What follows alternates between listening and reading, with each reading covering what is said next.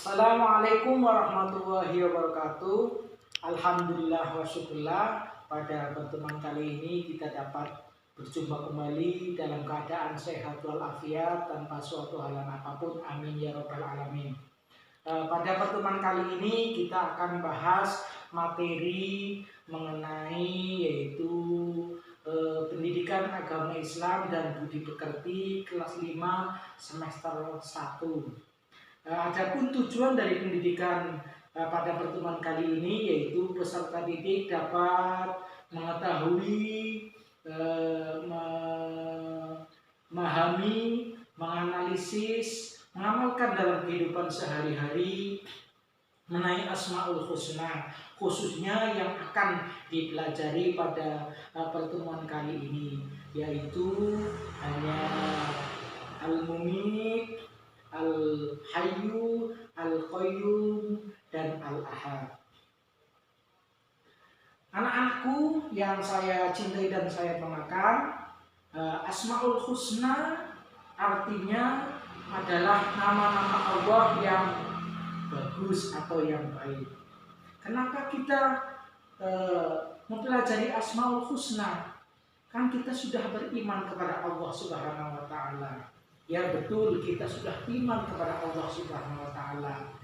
Seperti definisi iman, yaitu tasdiqun bil qalbi wa iqrarun bil lisan wa amalun bil arkan. Kita sudah benarkan dalam hati, kita sudah melafazkan dengan lisan dan mengamalkan dengan perbuatan melalui yaitu rukun Islam. Tapi dengan Asmaul Husna ini kita akan lebih mengenal Allah Subhanahu wa Ta'ala. Karena di dalam Asmaul Husna terdapat nama-nama Allah yang baik, yang di situ menyebutkan sifat-sifat Allah, yang di dalamnya terkandung kebesaran-kebesaran Allah yang berbeda dari makhluknya. Melalui Asmaul Husna kita akan lebih dekat kepada Allah Subhanahu wa Ta'ala. Nah, yang pertama yaitu Al-Mumit. Al-Mumit artinya Allah Maha mematikan. Bahwa Allah Subhanahu wa Ta'ala dengan sifat Al-Mumit mematikan segala sesuatu makhluk yang ada di bumi ini. Allah berkuasa atas kematian semua makhluk yang ada di muka bumi ini. Jadi kita harus yakin bahwa Allah lah yang mematikan kita.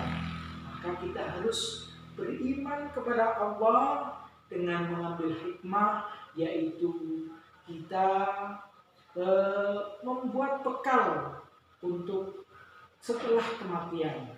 Itu dengan apa? Dengan kita takwa kepada Allah Subhanahu wa Ta'ala. Di dalam Al-Quran Allah menyebutkan yaitu watazawwadu fa inna khaira zatit taqwa, yaitu berbekalah kalian yaitu dengan bekal yang paling baik, yaitu takwa kepada Allah, yaitu dengan menjalankan semua perintahnya dan menjauhi semua larangannya. Imtithalu awamirihi wajtinabu nawahihi. Yang kedua yaitu Al-Hayyu.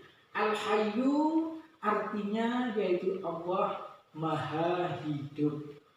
Hidupnya Allah Subhanahu wa Ta'ala berbeda dengan makhluknya. Kalau makhluknya dari tiada, ada, dan tidak ada.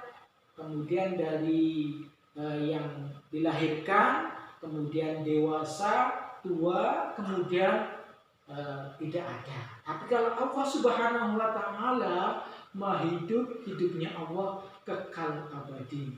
Tidak ada permulaan, tidak ada akhir. Nah, hikmah yang bisa kita ambil yaitu bahwa Allah juga menghidupi manusia dengan memberikan yaitu rezeki kepada manusia. Maka kita yaitu dengan saling tolong menolong kepada manusia untuk kehidupan manusia. Tolong menolong dalam hal apa? Dalam hal kebaikan. Ta'awanu 'alal birri wat taqwa wa la ta'awanu 'alal ismi wal udwan. Demi keberlangsungan hidup manusia kita tolong menolong. Kemudian yang ketiga yaitu Al-Qayyum. Al-Qayyum artinya Allah Maha berdiri sendiri. Allah Maha berdiri sendiri. Nah, Allah tidak membutuhkan makhluk, tidak membutuhkan bantuan siapapun. Berbeda dengan makhluknya. Makhluknya membutuhkan kepada siapapun. Karena manusia termakhluk sosial, tapi kalau Allah Subhanahu wa taala berbeda dengan makhluknya, tidak membutuhkan kepada siapapun.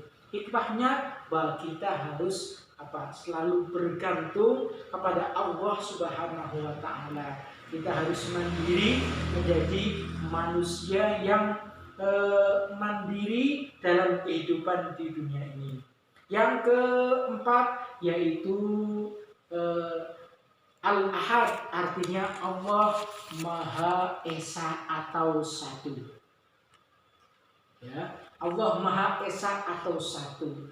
Satunya Allah satu, baik sifat, zat ataupun pekerjaan. Berbeda dengan manusia.